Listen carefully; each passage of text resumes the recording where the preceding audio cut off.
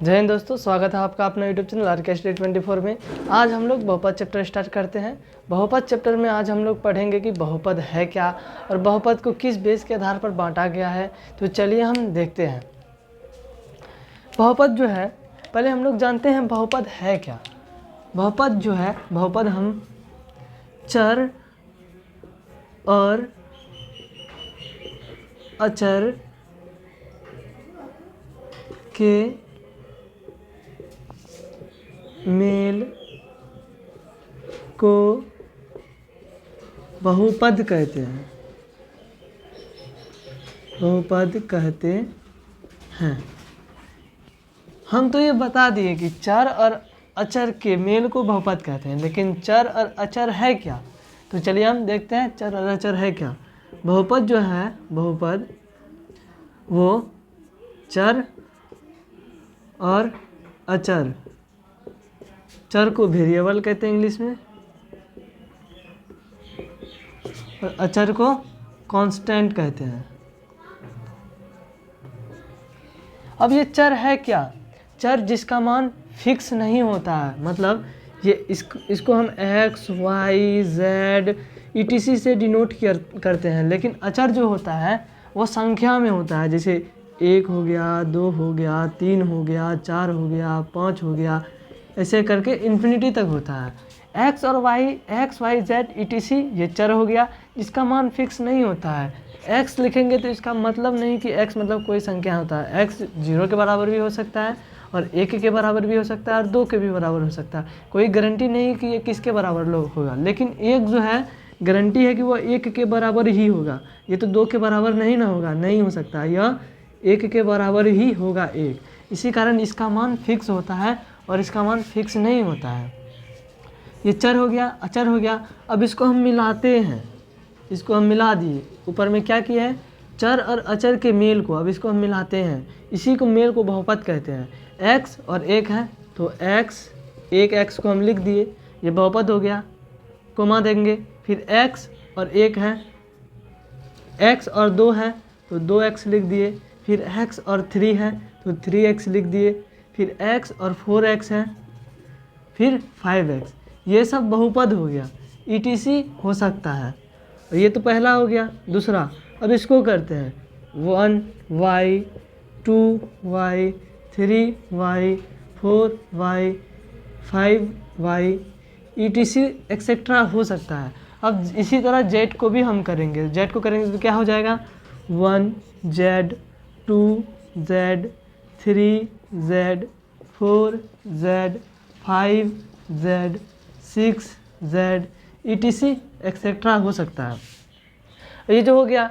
अब जो बहुपद में कंडीशन होता है क्या, कि बहुपद जैसे हम 1x लिखे हैं तो इसके इक्वल में कुछ भी नहीं होना चाहिए। इक्वल 1x मतलब 1x, इक्वल में कुछ भी नहीं होना चाहिए। ऐसे करने पर ये समीकरण बन जाता है, समीकरण बन जाता है। ऐसे करने पर मतलब इक्वल में कुछ भी दे देंगे तो ये समीकरण हो जाता है। बहुपद लिखते हैं तो बहुपद में इक्वल में कुछ नहीं होना चाहिए, तो इसी को हम बहुपद कहते हैं। अब हम बहुपद को बांटेंगे बेस के आधार पर। 2 बेस के आधार पर बांटा जाता है, चर के आधार पर मतलब वेरिएबल के आधार पर बांटा जाता है और घात के आधार पर बांटा जाता है। तो चलिए हम बांटते हैं बहुपद को। हम लोग हेडिंग क्या लिखेंगे, बहुपद का विभाजन। बहुपद का विभाजन। टाइप्स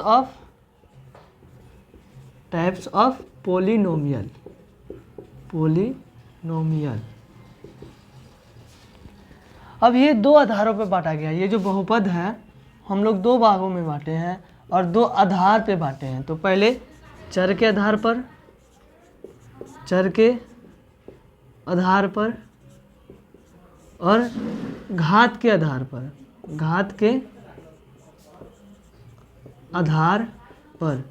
घात को बताएंगे कि घात क्या है, लेकिन आप लोग तो चर जानते हैं। चर क्या है, जिसका मान फिक्स नहीं होता है, उसी को हम चर कहते हैं। ये जो हो गया चर के आधार पर, हम इसको अनेक प्रकार से बांट सकते हैं। तो पहले इसको एक चर वाले बहुपद, एक चर वाले बहुपद। अब ये जो एक चर वाले बहुपद है, इससे मतलब चलता है कि इसमें पता चलता है कि इसमें एक ही चर होगा, एक चर के अलावा दूसरे चर नहीं होगा। जैसे 1x लिखते हैं तो 1x ही होगा, 2x लिखते हैं तो 2x ही होगा, इटीसी हो सकता है एक्सेट्रा।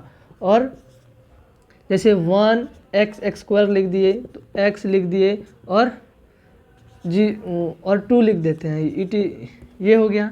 और तीसरा में क्या हो सकता है 2x³ x² x + 1।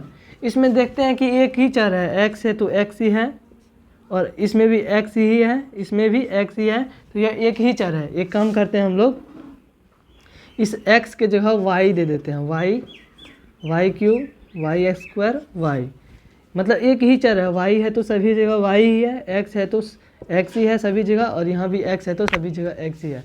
इसको हम कहेंगे एक चर वाले बहुपद।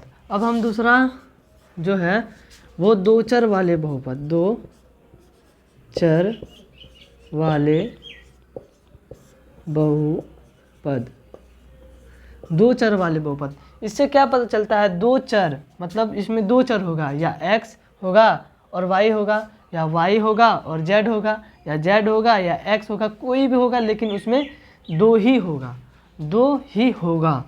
तो पहला एग्जांपल इसका क्या हो सकता है, x + y + 2, एक चर दो चर, मतलब इसमें दो चर है, ऐसे को हम दो चर वाले बहुपद कहेंगे। y 2y + 3z, इसको भी हम दो चर वाले बहुपद कहेंगे।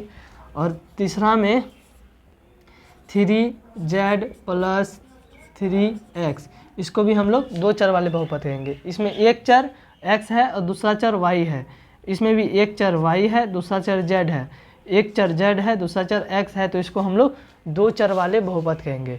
अब होता है तीन चर वाले बहुपद, अब तीन चर वाले बहुपद होता है। तीसरा में तीन चर वाले बहुपद। अब इससे क्या पता चलता है कि इसमें तीन चर होगा, x होगा, y होगा, z होगा, मतलब x + y + z + 5, एक चर दो चर तीन चर, इसको हम क्या कहेंगे, तीन चर वाले बहुपद। और y होगा, मान लेते हैं s होगा, p होगा, कुछ भी होगा, ये सब हो जाता है तीन चर वाले बहुपद। अब चौथा में क्या हो सकता है, अनंत चर वाले बहुपद, मतलब कोई भी चर हो सकता है, लेकिन हम लोग को यहीं तक पढ़ना है तीन चर वाले बहुपद। अब हम लोग ये पढ़ लिए हैं कि चर के आधार पर कितने टाइप में बांटा गया है बहुपद को। अब हम लोग घात के आधार पर पढ़ेंगे कि बहुपद को कितने टाइप में बांटा गया है। तो चलिए हम लोग पढ़ते हैं। ये जो घात है, पहले घात के आधार पर बहुपद को डिवीजन करने से पहले घात के बारे में जानना होगा कि घात है क्या। घात क्या होता है, जैसे हम लोग कोई इक्वेशन लिखते हैं, इक्वेशन नहीं बहुपद लिखते हैं, x² + 5x, पहले एक से स्टार्ट करते हैं, x + 1 लिखे हैं, तो इसका हम आपसे घात पूछेंगे तो क्या होगा कि x में सबसे ज़्यादा पावर जो होगा वही घात होता है, इसमें सबसे ज़्यादा पावर एक है तो घात एक है। अब दूसरा एग्जांपल में क्या हो सकता है, x² + x + 1 दे दिए, अब हम इसका घात पूछेंगे आपसे तो आप बोलिएगा कि 2 है, मतलब सबसे ज़्यादा दो घात है तो ये 2 होगा। अब तीसरा हम पूछेंगे कि आपसे x⁴ है और x³ है, 2x⁴ है, x³ है और प्लस x² है, +2 है, इसका आपसे हम घात पूछेंगे तो आप क्या कहिएगा, यहाँ पे तो सबसे ज़्यादा तो ये 4 है तो 4 होगा इसका घात। और चौथा जो है इसका क्या होगा, 3x⁵ दे देते हैं, x⁴ दे देते हैं, x⁴ देते हैं, +1 दे दिए, इसका आपसे हम घात पूछेंगे तो कहिएगा, यहाँ पे तो पावर 5 है तो ये क्या हो जाएगा, इसका घात 5 हो जाएगा। तो आप लोग घात पहचान गए होंगे कि घात कैसे निकाला जाता है। अब हम लोग क्या करेंगे, घात के आधार पर बहुपद को डिवीज़न करेंगे। ये जो घात के आधार पर बहुपद होता है, पहला टाइप जो होता है वो होता है रैखिक बहुपद।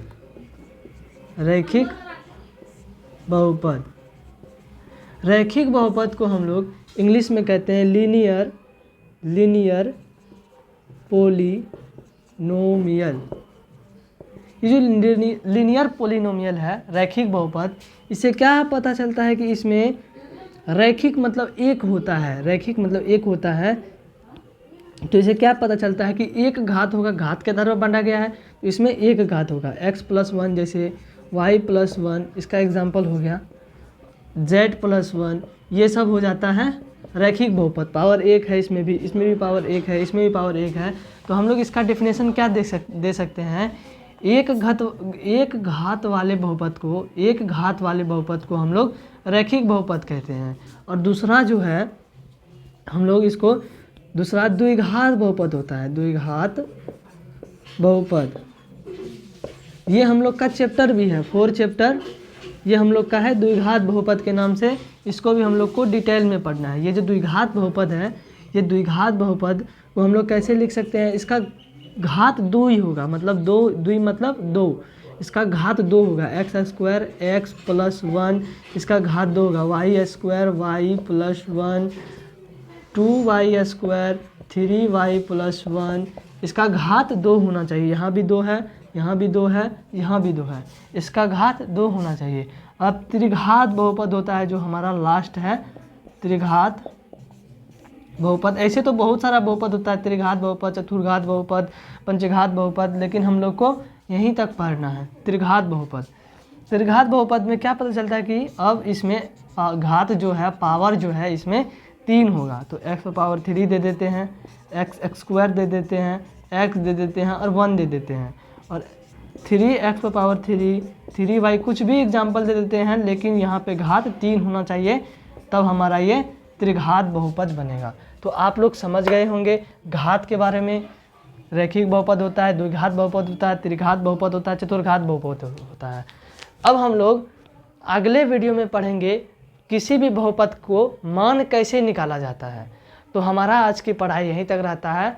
और वीडियो अच्छी लगी तो वीडियो को लाइक और चैनल को सब्सक्राइब ज़रूर करें, ताकि आपको इस टाइप का वीडियो 10th से रिलेटेड वीडियो हमेशा आपके पास पहुंचते रहे। धन्यवाद।